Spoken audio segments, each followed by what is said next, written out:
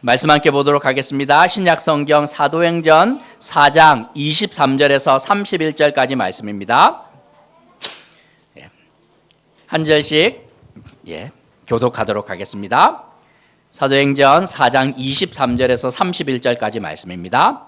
사도들이 노임에 그 동료에게 가서 제사장들과 장로들의 말을 다 알리니 그들이 듣고 한 마음으로 하나님께 소리를 높여 이르되 대주자여 천지와 바다와 그 가운데 만물을 지은 이시오. 또 주의 종 우리 조상 다윗의 입을 통하여 성령으로 말씀하시기를 어찌하여 열방이 분노하며 족속들이 허사를 경영하였는고 세상의 군왕들이 나서며 관리들이 함께 모여 주와 그의 그리스도를 대적하도다 하신 이로소이다. 과연 헤롯과 본디오 빌라도는 이방인과 이스라엘 백성과 합세하여 하나님께서 기름 부으신 거룩한 종 예수를 거슬러 하나님의 권능과 뜻대로 이루려고 예정하신 그것을 행하려고 이 성에 모였나이다. 주여 이제도 그들의 위협함을 굽어 보시옵소서. 또 종들로 하여금 담대히 하나님의 말씀을 전하게 하여 주시오며 손을 내밀어 병을 낫게 하시옵고 표적과 기사가 거룩한 종 예수의 이름으로 이루어지게 하옵소서 하더라. 함께 읽겠습니다. 빌기를 다음에 모인 곳이 진동하더니 무리가 다 성령이 충만하여 담대히 하나님의 말씀을 전하니라. 아멘. 현대적 교회의 시작이라고 할 수 있는 예루살렘 교회는 그 출발이 참으로 영광스러웠습니다. 예수님의 부활 이후 제자들은 함께 모여서 간절히 기도했고 예수님이 약속하셨던 성령을 경험하게 됩니다. 그러자 세상은 그들을 감당치 못하게 됩니다. 2달 전만 하더라도 이 사람들은 참 비겁한 사람들이었습니다. 스승을 버리고 모른다 하고 도망쳤던 겁쟁이들이었는데 2개월 사이 얼마나 담대한 사람으로 바뀌었는지 모릅니다. 그리고 이 사람들에게 가장 무서운 곳이 어디였냐면 예루살렘이라는 도시였는데 우리의 스승을 이 사형 선고 내리고 죽였던 어떻게 보면 이 트라우마가 가득한 그곳이었는데 바로 그 예루살렘 중심에서 예수의 이름을 외칩니다. 그리고 그 외침은 전 세계에서 몰려왔던 사람들에게 각 나라의 언어로 동시 통역되었지요. 그리고 베드로는 이것이 무슨 일인가 궁금해하는 사람들에게 예수님이 누구인지 설교했고 그 설교를 통해서 무려 3,000명이 동시에 세례를 받는 일이 일어납니다. 이제 예수님의 제자들은 더 이상 이스라엘의 정치인들이 무섭지 않았습니다. 어느 날 하루를 기도로 마치기 위해서 성전으로 올라가다가 그 성전 문 옆에서 구걸하는 안진뱅이를 만났고 그 사람에게 예수의 이름으로 기적을 베풉니다. 그리고 이 기적 때문에 또 많은 사람들이 몰려왔고 베드로는 할 수 없이 이 기적이 나에게서 난 것이 아니라 예수로부터 허락되었습니다 하는 한 번의 설교를 했는데 이번에는 5,000명이 돌아오는 일들 일어납니다. 얼마나 놀랍습니까? 하지만 이 놀라운 사건으로 인해 예루살렘 교회는 위기를 맞이하게 됩니다. 예루살렘 교회의 수장 역할을 맡았던 베드로와 요한이 긴급 체포되는 일이 일어난 것이지요. 예루살렘 교인의 수가 폭발적으로 늘어난 것은 사실이지만 따져보면 신앙 경력이 얼마입니까? 2개월인 거죠. 2개월. 그렇죠? 숫자는 많이 있지만 이 지도자의 역할이 중요합니다. 많은 성도들이 와서 이것은 어떻게 해야 됩니까? 분별하고 결정할 때마다 베드로와 요한의 역할이 너무너무 중요했고 그들을 건강한 성도로 가르치기 위해서 이 지도자의 역할이 너무 중요했는데 구속 수감된 것이지요. 교회가 초비상입니다.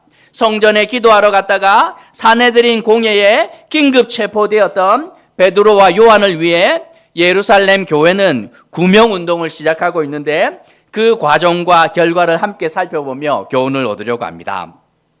만약 제가 어디 설교하러 갔다가 이제 강동경찰서 유치장에 갇혔다면 여러분 어떻게 하겠습니까? 조 목사 저 평소에 저 말과 행동이 불안불안했는데 저 사고 쳤다 이게지. 내 이럴 줄 알았다. 이러면 이제 저는 목회 실패겠죠. 하지만 담임 목사가 이렇게 잡혀갔다는 소식 듣고 전도사님들하고 이 중직자들과 집사님들이 모여 대책회의를 한다 생각을 하면 가장 먼저 상식적으로 나오는 말이 무엇이겠습니까? 어디 강동경찰서 아는 분 없습니까? 이거죠. 하다못해 막 물어봅니다. 그 집사님 수민이한테 한번 전화해 보십시오. 그 남편이 검사인데 혹시라도. 이게 상식적인 생각일 겁니다. 그런데 예루살렘 교회 성도가 몇 명입니까? 8,000명입니다. 8,000명. 예루살렘 인구의 3분의 1이 직간접적으로 교회와 연결된 사람이었고, 놀랍게도 교회 안에 사내들인 공회원이 있었습니다. 이 공식적으로 알고 있는 두 사람 있지요. 아리마대 사람 요셉과 밤에 찾아왔던 니고데모가 있었는데, 이 사람들을 통해서 이 구명운동을 할 수 있습니다. 가서 한번 알아보라고. 어떻게 진행되고 있고 우리가 뭘 어떻게 해야 이렇게 석방시킬 수 있는지 한번 알아봐 주십시오 할 수 있지만, 이 그런 일 하고 있지 않습니다. 강남에 있는 대형 교회의 경우 교회 안에 법조 선교회가 있다는 소식 들었습니다. 그러면 이제 판사, 검사, 변호사 수 다 합하면 몇 명 정도 되는지 아세요? 기사에 난 것만 154명. 이분들이 한번 이렇게 움직이면 그 영향력이 얼마나 큰지 몰라요. 이분들이 한번 움직이면 교회가 원하는 민원들을 사실은 쉽게 해결할 수 있는 힘이 있습니다. 예루살렘 교회도 마음만 먹으면 인맥을 동원해 베드로와 요한의 구명운동을 할 수 있었지만 그렇게 하지 않습니다. 이들이 선택한 방법이 무엇입니까? 그것은 다름 아닌 기도였습니다. 23절과 24절에서 베드로와 요한이 석방되었다는 소식과 사내들인이 어떻게 판결했는지를 듣자마자 이들은 한 마음으로 감사와 찬송의 기도를 하나님께 올려드립니다. 감사의 기도와 찬송을 하나님께 올려드릴 수 있는 사람들이 누구냐면 기도했던 자들이 할 수 있는 것이에요. 기도하지 않았던 자들은 이 일들이 생길 때 이게 무슨 일이고 할 수 있으나, 기도했던 자들, 정말 하나님께 간절히 기도했던 자들은 기도의 응답이 올 때 감사의 기도와 찬양이 함께 나오는 것 우리는 기억할 수 있습니다. 뿐만 아니라 예루살렘 교회는 그 시작이 기도로 시작된 교회 아닙니까? 예수님이 승천한 다음에 뭐라고 말씀했냐면 기도하며 기다리라 이렇게 하였는데, 그들이 간절히 기도하자 성령 충만을 경험했고, 배신자 가룟 유다의 빈자리를 채울 때도 그들은 이력서 보면서 이렇게 막 이걸 보는 것이 아니라, 면접하고 한 것이 아니라 기도하며 결정합니다. 베드로의 설교를 듣고 3,000명이 세례를 받았을 때 사도들이 무엇이라도 가르쳤냐면 그 3,000명에게 오로지 기도하기를 힘쓰라 가르쳤고, 그들은 함께 기도하게 됩니다. 베드로와 요한이 뭐하러 성전에 갔습니까? 습관을 따라 기도하러 간 것입니다. 이게 성도들은 목사 따라가는데, 그렇죠? 탕 목사님이 섬기는 거 얼마나 잘하십니까? 그러니까 여러분들은 섬기는 게 특화되었죠. 예전에 제가 이렇게 섬겼던 교회 담임 목사님이 제일 좋아하는 것이 족구였습니다. 족구 못하면 인정을 못 받았는데 얼마나 제가 이렇게 막 무시를 당했는지 모릅니다. 그러면 목사님 축구 좋아하면 축구 잘하는 사역자들 인정받는 것이고, 어떤 목사님은 기회만 되면 산에 올라가 기도하는 분들 계세요. 그 교회는 전도사들 가운데 누가 인정받습니까? 산에 같이 따라 올라가는 사람들이 인정받아요. 이 예루살렘 교회가 특징 가운데 하나는 맨날 담임 목사님 어디 갔습니까? 습관을 따라 저녁에 기도하러 갔다 하는 것입니다. 따라가는 것이에요. 문제가 생길 때마다 이 예루살렘 교회는 기도로 이 문제를 해결했음을 우리는 알 수 있습니다.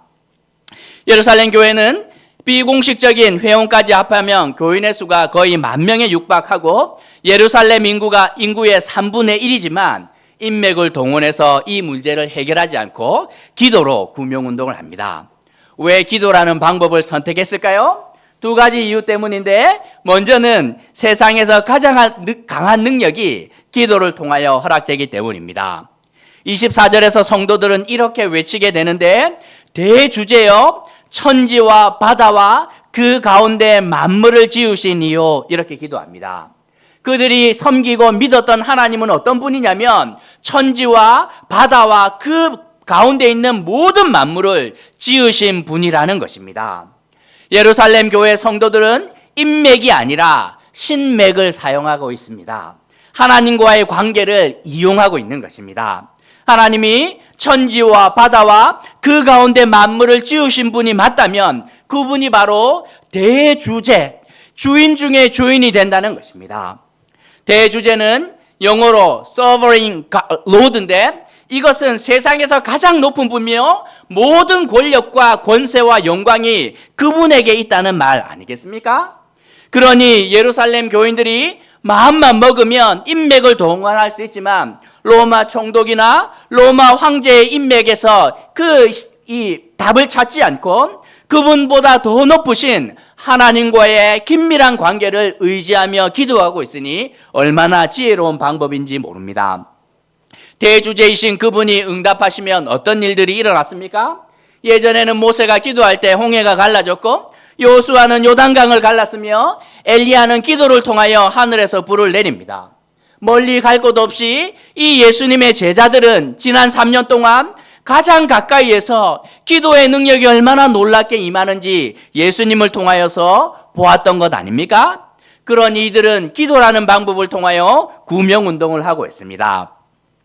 예루살렘 교회가 인맥이 아니라 기도를 선택한 두 번째 이유가 있는데 그것은 기도는 내가 원하는 것을 얻는 것이 아니라 하나님의 뜻을 이루기 때문입니다. 만약 인맥을 동원하면 요구사항이 딱 정해져 있습니다. 우리 목사님 좀 빼내 주십시오. 그래서 막 이렇게 막 인맥을 이렇게 하면 원하는 거 딱 그거 하나 얻습니다. 그냥 이제 오케이 석방 이렇게. 제 그 대학 다닐 때 제일 친했던 친구 가운데 하나가 이제 되게 독특한 친구였는데 이 친구가 이제 어느 날 대학교 4학년 때 그 학교에 안 나와요. 몇 개월 안 나오더니 알고 봤더니만 고시원도 가서 열심히 5급 경찰 그 시험 준비해서 덜컥 되었습니다. 그리고 나중에 소식을 들어보니 이제 경찰서에서 이렇게 중직에 올라갔는데 정말 오랜만에 전화를 했습니다. 축하하기 위해서 전화를 했는데 목소리가 달가워하지 않습니다. 그냥 대학 다닐 때 저와 가장 친했던 친구였는데도 불구하고 오랜만에 전화했고 저는 축하하기 위해서 전화했는데도 불구하고 목소리가 하나도 반가워하지 않아요. 이유를 알았습니다. 그 친구가 전화 받자마자 저한테 한마디 했습니다. 인재야, 딱 한 번만 기회를 쓸 수 있다. 그게 무슨 소리냐? 혹시나 어려움 생기면 이렇게 막 경찰 단속되어서 티켓 발부되거나 하면 내가 여러 번 못 봐주고 한 번은 내가 있었어.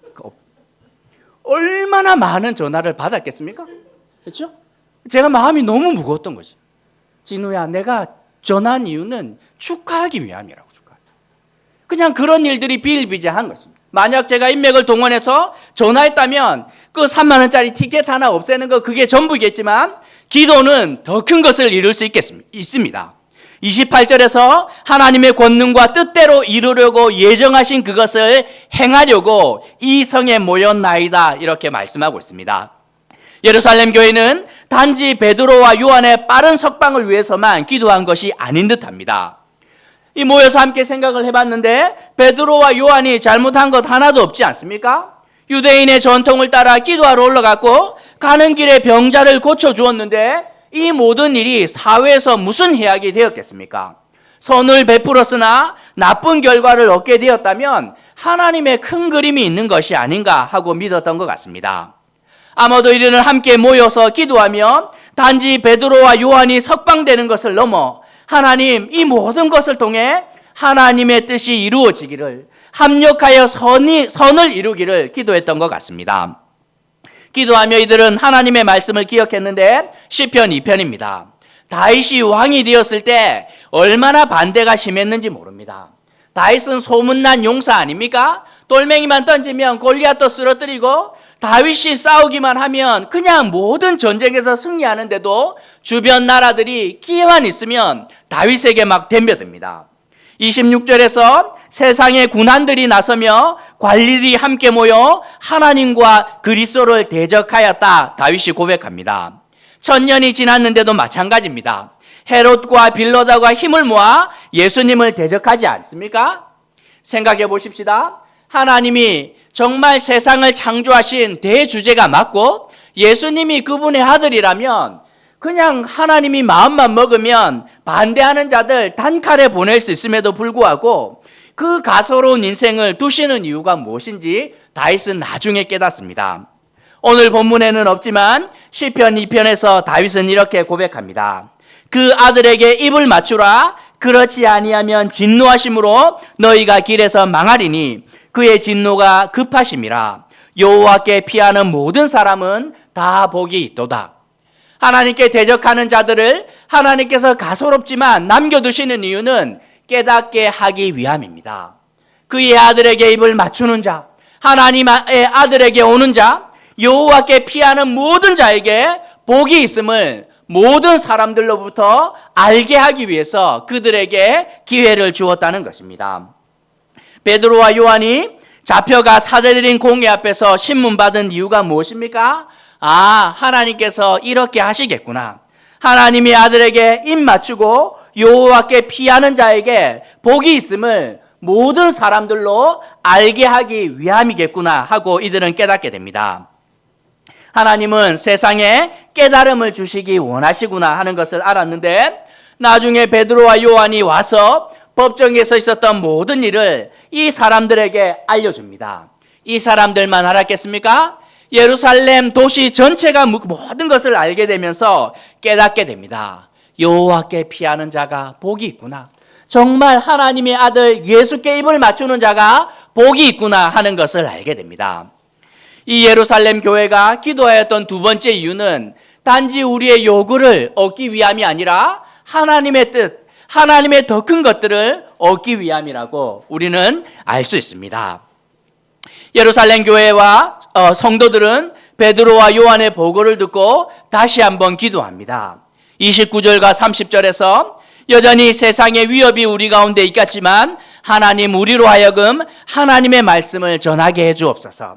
하나님의 말씀을 전하기 위해서는 표적과 기사가 필요한데 그 모든 일을 사람을 통해서가 아니라 오직 하나님의 아들 예수를 통해서 나타나게 해 주옵소서 하고 간구합니다. 우리가 배운 기도 그대로 아닙니까? 주기도문에서 뜻이 하늘에서 이루어진 것 같이 땅에서도 이루어지이다.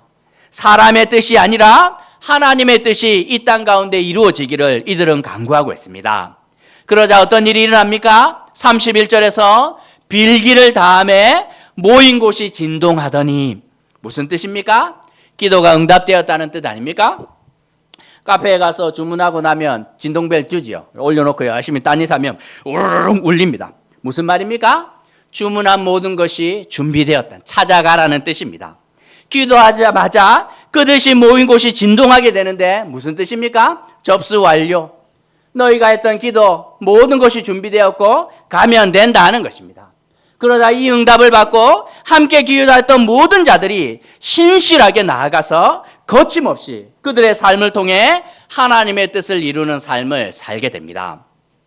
오늘 말씀을 통해 두 가지만 생각해 보려고 하는데 먼저는 교회는 기도하는 곳이라는 것입니다. 솔로몬이 성벽을 건축하고 뭐라고 하나님 앞에 기도하냐면 주는 하늘에서 그들의 기도와 간구를 들으시고 그들의 일을 돌아보옵소서. 그들이 누구입니까? 내 백성들이에요. 내가 다스리고 내가 돌보아야 되는 백성들인데 이 솔로몬이 성전을 만든 목적 가운데 하나가 기도하기 위함이라는 것입니다. 솔로몬은 지혜의 왕이자 이제 모든 문제들의 답을 가지고 있는 사람이지만 이 백성들의 모든 문제를 해결할 수 있겠습니까? 시간과 공간의 한계가 있는데 할 수 없는 영역이 있어요. 내가 죽고 나면 이 백성들을 누가 돌보겠습니까? 악한 왕이 또 등장하면 소용이 없을 텐데 그래서 안전장치로 이 성전을 지어놓고 하나님 앞에 기도합니다. 하나님, 누구든지 와서 기도하면 하나님의 도움을 받을 수 있도록 응답하여 주옵소서. 만민이 기도하는 집으로 하나님 정말 제가 할 수 없는 이 해결책들이 너무 많고 내가 한들 하나님의 답보다 부족한 것 뿐일 텐데 어느 누구든지 심지어 창기라도 와서 하나님께 기도할 때 그 모든 것들을 응답하여 주옵소서 하고 성전을 기도하는 집으로 만들어 둡니다. 제가 중학교 3학년 때였는데 6월 정도 되었습니다. 학교 갔다가 이렇게 집으로 돌아왔는데 이게 저희 교회와 집이 진짜 직선거리로 7m 정도 되었습니다. 7m. 그러니까 집에 가면 어머니 아버지가 항상 있어요. 아버지가 안 보여서 아버지 어디 계십니까? 물어봤더니 어머니가 말씀을 못합니다. 알고 보았더니 긴급 체포되셨습니다. 그리고 그 다음 날 이제 부산일보 석간신문에 사회면에 계란 모양 사진이 이렇게 뜨면서 이제 위증한 목사 구속되다 이렇게 떴습니다. 현직 목사가 구속되었다고.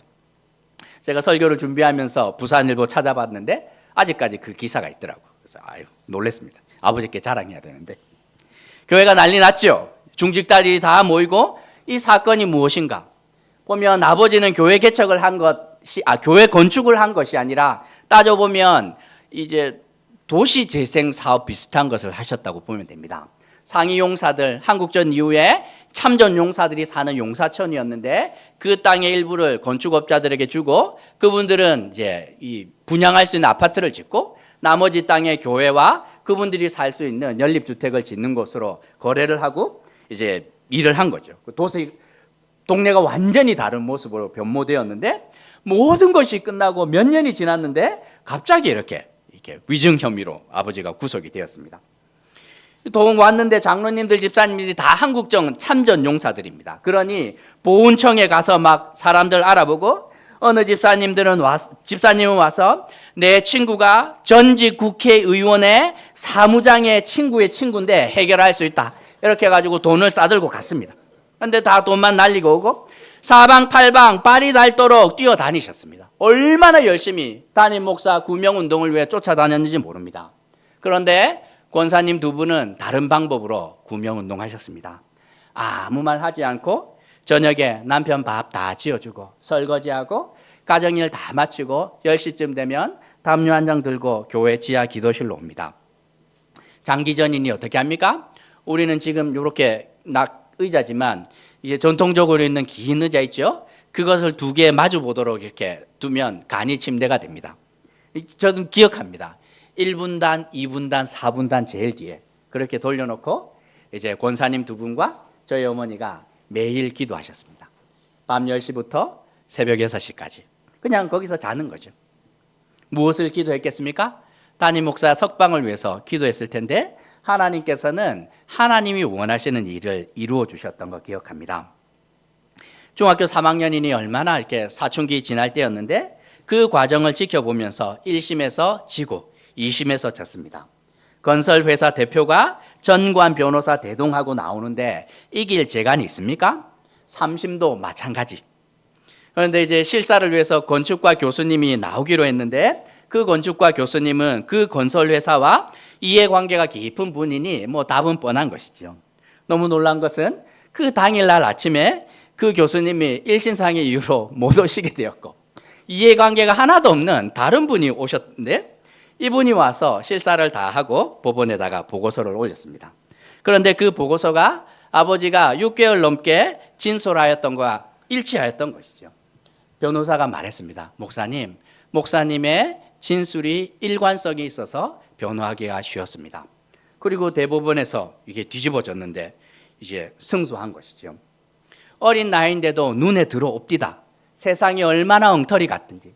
사회 시간에 배웠던 이게 정의와 공정이 시행되어야 되는 이 제도가 죄로 뒤틀려 있는 사람들 앞에서 얼마나 무력한지 보았고 세상 사람들이 붙들고 있는 돈과 권력이 얼마나 강력한지 이것을 이겨낼 재간이 없구나 하는 것을 중3인 제가 알게 되었는데 더 놀라운 것은 눈에 들어옵디다. 1분단, 2분단, 4분단 뒤에서 날마다 기도로 구명운동을 하였던 그 권사님들의 기도가 얼마나 놀라운지 또 한편으로 들어오게 되었습니다. 인맥이 아니라 기도가 승리한 거 보았죠. 그 건설회사 이름이 뭔지 아세요? 영생토건입니다. 영생토건. 대표는 장로님이시고 배 장로님 아직도 기억합니다. 너무 재밌는 것은 사람들이 소식을 자꾸 전해줍니다. 몇 개월 지났는데 목사님 그 회사 망했다는데요. 그리고 몇 년이 더 지났는데 그 장로님 돌아가셨습니다. 더 큰 병원에서 이렇게 입찰 넣었는데 5억짜리를 46억에 따냈는데 돌아가셨다. 무섭습니다. 보면서 인맥보다 더 위에 있는 무언가가 있구나. 그래서 그 권사님들이 날마다 기도했구나. 사방팔방 쪽 찾아냈던 죄송합니다. 그 남자 장로님 사람들 친구의 뭐 이렇게 했는데 돈만 다 날리고 시간 허비하였는데 이쪽에서 기도하였던 이분들의 그 구명운동이 얼마나 놀라웠는지 제 마음속에 교회는 기도하는 곳이구나 하는 것을 깨닫게 되었습니다. 우리가 생각해야 되는 두 번째는 기도는 내 뜻을 관철시키는 것을 넘어 하나님의 뜻을 이룬다는 것입니다.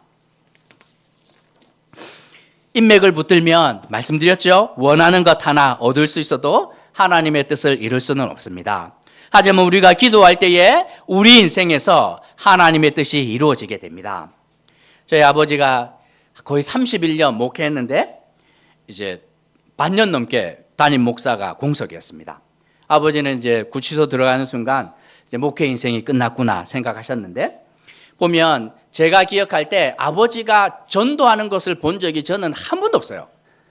아버지의 전도로 누가 교회에 왔다 이걸 전 본 적이 한 번도 없습니다. 전도 못하는 목사로 저는 기억하는데, 설교도 못하고. 그런데 너무 재밌는 것은 아버지가 구치소 수감되어 있는 동안 이렇게 석방돼서 나왔는데 편지가 얼마나 많이 오는지 몰라요. 그 안에서. 그 중에서 목사가 2명이 되었습니다.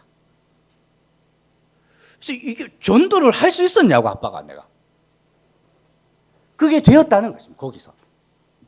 들어갔는데 이제 첫날 그냥 피곤한 육신으로 이제 코를 골면서 잤더니 간수가 그냥 그 다음날 문을 열어주더라고. 그리고 가서 이제 강력한 범죄자들이 들어오면 아버지가 가서 이렇게 목사님 좀 만나보시라고. 그래서 만나서 상담하고, 아버지가 이제 팔씨름 했다 그러시더라고. 김군 팔씨름 한번 할까? 목사가 무슨, 아버지한테 팔씨름 지고 난 다음에 성경을 읽고 칫솔을 이렇게 플라스틱을 잘라서 십자가 목걸이를 만들어서 선물을 하고 별의별 일들이 다 일어납니다. 그리고 교회에서는 이제 교회 동네 사람들이 집에 문제만 생기면 교회에 있는 연장들을 다 빌려갔는데 이 자매들이 가서 말합니다. 보면 우리 교회 목사님 그렇게 구속되었는데 당신 그때 교회에서 드릴 빌려가고 다 빌려갔잖아. 의리가 있으면 인간이 그러면 안 되지 하자 그 경상도 남자들이 하나씩 교회에 옵니다. 6개월 동안. 그리고 결석자 거의 없었던 거 기억합니다. 교회가 얼마나 열심히 기도하고 그때 훨씬 더 단단해지는 것을 보며 참 하나님의 계획은 놀랍다. 중학교 3학년짜리 아이의 눈에 그게 들어옵니다. 그리고 제가 목사가 되지 않았겠습니까? 걸림돌이 될 줄 알았는데 디딤돌이 되었던 거죠. 목회하다가 힘들 때마다 어머니께 전화하면 어머니께서 저에게 위로하십니다. 그래, 조 목사 수고가 많다. 그런데 목회하다 감옥 가는 사람도 봤는데 그 정도면 뭐 괜찮은 거 아니냐. 그리고 전화를 뚝 끊습니다. 아무 말 하지 못하고 그래, 내가 아직 감옥 간 것도 아닌데 하고 위로가 됩니다. 우리는 살려야 되는 많은 것들이 있습니다. 구명운동 해야 되지요. 엉터리 같은 이 한국 사회의 공교육 위해서 구명운동 해야 됩니다. 상식적으로 살 수 없는 이 엉터리 같은 사회를 위해서 구명운동 해야 되고, 어려운 가운데 있는 내 남편, 어려운 가운데 있는 내 자녀 구명운동 해야 되는데 내 인생의 구명운동도 해야 되고, 그래서 쓸모있고 유무능한 것들을 붙들고 싶지만 그거보다도 하나님께 나아가야 됩니다. 기왕에 우리가 붙들어야 되는 줄이라면 전직 국회의원의 사무관의 친구의 친구 이런 거 붙들면 안 되지 않습니까? 기왕에 붙들면 제일 강력한 것 하나님을 붙들면 충분하지 않겠습니까? 어울림교회는 기도하는 교회가 되기를 저는 부탁드립니다. 그래서 기도함으로 내 뜻을 이루는 것을 넘어 내 인생에 하나님의 뜻이 이루어지는 것 기대할 수 있습니다. 우리가 열심히 와서 웁니다. 와서 하나님 제발 좀 우리 남편 좀 바뀌게 해주세요. 우리 자식 좀 바뀌게 해주세요 하고 열심히 기도하면 주님께서 뭐라고 이야기합니까? 그거는 나도 못 바꾸니 네 마음을 바꿔라 이렇게 말씀합니다. 기도하다가 보면 어느 순간 내 삶이 바뀌어 있고 내 마음이 바뀌어 있는데, 그렇게 바뀌자 10년 20년 지났을 때 배우자가 바뀌고 자녀들이 바뀌게 되는, 합력하여 선을 이루게 되는 놀라운 은혜가 기도를 통하여 나타나는 것 우리는 경험할 수 있습니다. 어느 때보다 기도가 필요한 이 사회 아닙니까? 그런데 한국 교회 안에 그 기도하는 분들이 점점 사라지고 기도의 모임이 점점 없어지는 것 가슴 아픕니다. 회복하십시다. 우리 교회가 기도하는 교회가 될 수 있도록, 정말 기도하는 교회가 되어서 우리의 간구를 넘어서 일용할 양식을 구하는 것을 넘어서 하나님의 뜻이 땅 가운데 이루어지는 그 놀라운 역사가 나타날 수 있도록 함께 부르짖는 교회가 되기를 주님의 이름으로 도전하는 것입니다. 말씀 생각하시면서 먼저 좀 기도할까요? 교회는 만민이 기도하는 집이 되어야 됩니다. 참 답답하지요. 그래서 이 사회 구명운동을 위해서 밖에 나아가서 외치는 분들 많습니다. 참 귀한 활동이라고 생각을 하지만 저는 이렇게 기도하는 것으로 이 사회 구명운동 할 수 있다고 믿습니다.